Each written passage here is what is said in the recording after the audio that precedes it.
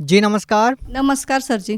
क्या नाम है जी आपका? गीता जितेंद्र पवार। गीता जी कहाँ से आए हैं आप? जलगांव महाराष्ट्र से भगत जी।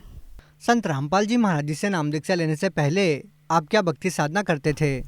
संत रामपाल जी महाराज जी से नाम दीक्षा लेने से पहले हम ब्रह्मा विष्णु महेश की भक्ति साधना करते थे। जो भी परंपरागत साधनाएं जो महाराष्ट्र में प्रचलित है वो सब हम किया करते थे भगत। गीता जी, जैसा कि आपने बताया कि पहले आप सभी हिंदू धर्म की पारंपरिक पूजाएं करते आ रहे थे, तो हम आपसे ये जानना चाहेंगे, जब आप ये सभी पारंपरिक पूजाएं करते आ ही रहे थे, तो आपको संत रामपाल जी महाराज जी से नाम दीक्षा लेने की क्या जरूरत आन पड़ी? दोनों बच्चे मेरे हमेशा बीमार रहते थे।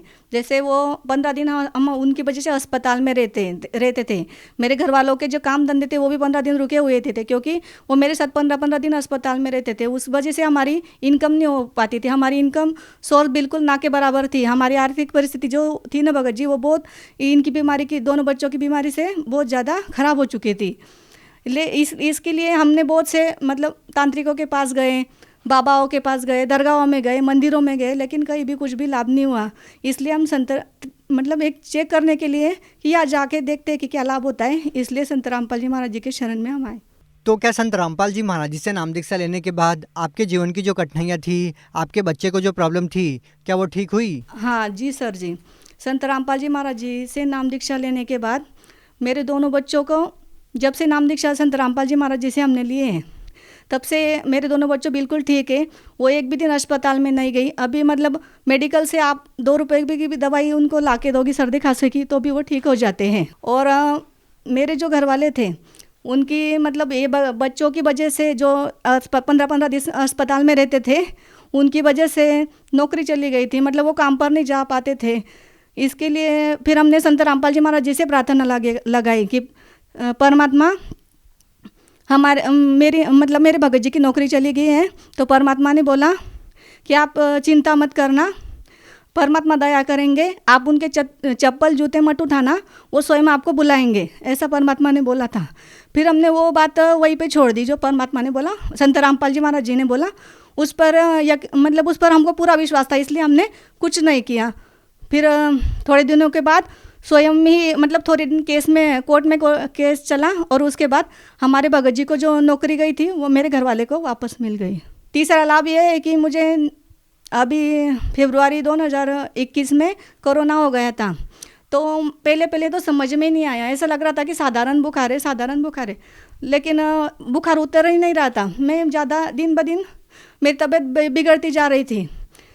तो फिर मैंने बोला कि अब मैं बच नहीं पाऊँगी, ऐसा मेरे घर वाले को बोला मैंने। तो उन्होंने बोला कि चलोगे मतलब ब्लड टेस्ट करवा लेते। फिर हम ब्लड टेस्ट करके आए तो पता चला कि कोरोना है। फिर मैंने संत रामपाल जी महाराज जी से मन ही मन में आराधना की और दंडवत किया कि हे परमात्मा, अब आप ही मुझे बचा सकते हो, मेरे को नहीं लगता कि मैं अब बच पाऊँगी। तभी उस दिन से मेरी ट्रीटमेंट तो घर पे शुरू थी, लेकिन मेरे को उस दिन से पहले भी शुरू थी, लेकिन उस दिन से मेरे को लाभ मतलब तबीयत में सुधार होना शुरू हो गया। उस दिन रात में परमात्मा संत रामपाल जी महाराज मेरी स्वप्न में आए और उन्होंने मुझे आशीर्वाद दिया। फिर उस दिन से मेरी तबीयत ठीक होने लगी। और कोई लाभ? और जो मेरा बच्चा है उसको भूत बाधा का प्रॉब्लम था। पहले मतलब इतना नहीं, मतलब समझ नहीं आता था। वो बार बार कहता था कि मुझे भूत दिखाई देते, लेकिन मेरे को भूत पितर पे विश्वास नहीं था। तो मैंने उसको बोला कि तू रोज़ शाम को यही बोलता है कि मेरे को भूत दिखते हैं, तू झूठ बोलता है, कहाँ है भूत, मेरे को दिखा। फिर मैंने दरवाजे में जाके उसको ये बोला, वो बोला ये पेड़ है ना मम्मी, उस पे सामने मेरे को भूत दिखता है। फिर मैंने उसको बोला दिखा कौन से पेड़ पे। फिर मैंने दरवाज़ा खुला किया तो सामने ही पेड़ था। फिर उसने बोला वाह भूत है मम्मी। मैंने बोला मेरे को तो नहीं दिख रहा, तेरे को कैसे दिख रहा? फिर वो बोला है मम्मी। फिर मैंने बोला कैसा है भूत, आदमी है कि औरत है? वो बोला औरत है। फिर कैसा है? तो वो बोला कि पूरी उल्टी लटकी हुई है वो औरत, और उसके बाल पूरे खुले हैं और वो आधी जली हुई है। फिर मैंने बोला ठीक है, तू घबरा मत, कि तो अपन परमात्मा के शरण में, मतलब संत रामपाल जी महाराज जी के शरण में अपन को कुछ नहीं हो सकता।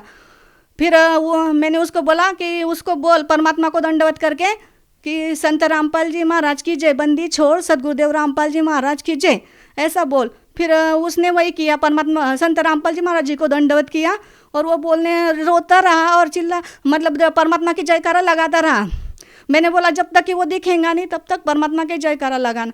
फिर वो जब वो जयकारा लगा रहा था वो अपने आप दिखाई देना बंद हो गया। फिर उस दिन से उसको भूत नहीं दिखा। परमात्मा की दया से, संत रामपाल जी महाराज जी की दया से मतलब हम किराए के मकान में रहते थे, हमको बार बार मकान बदलना पड़ता था। तो हम परेशान हो गए थे कि मतलब ये बच्चों का खर्च, अस्पताल का किराए का मकान, उसका किराया, इस वजह से हम परेशान हो गए थे। तो मैंने मन ही मन में परमात्मा से कहा, संत रामपाल जी महाराज जी से कहा कि परमात्मा दया करना, छोटी मोटी कोई भी झोपड़ी हो आप हमको दिला देना, आप जैसे रखोगे वैसे ही हम रहेंगे। तो संत रामपाल जी महाराज जी ने वही भी हमारी इच्छा पूरी कर दी। अभी 1 साल पहले ही परमात्मा ने संत रामपाल जी महाराज जी ने हमको नया मकान दिला दिया है।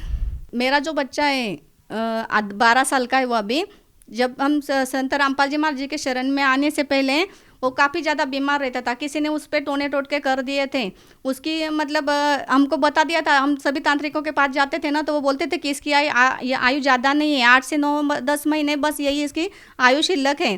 फिर हम सोचते कि हमारा एक ही बच्चा है और हमको बहुत दिन के बाद मतलब बच्चे हुए थे। शादी को 4-5 साल हो गए थे तभी बच्चे हुए थे। इसलिए फिर हमने जो हमारे पास सभी जो पैसे थे वो दोनों बच्चों के लिए लगा दिए थे। इसलिए हमारी आर्थिक परिस्थिति इतनी ख़राब थी, मतलब कोई हम दवाखाने के लिए मतलब अस्पतालों के लिए भी मांगेंगे तो कोई हमारा देने के लिए तैयार नहीं था। इस वजह से मतलब घर में टेंशन, झगड़ा ये सब चलता रहता था। लेकिन जब से संत रामपाल जी महाराज जी की शरण में आए हैं तो तब से परमात्मा ने दया करके रखे हैं। घर में भी बहुत ज़्यादा बरकत है भगत जी।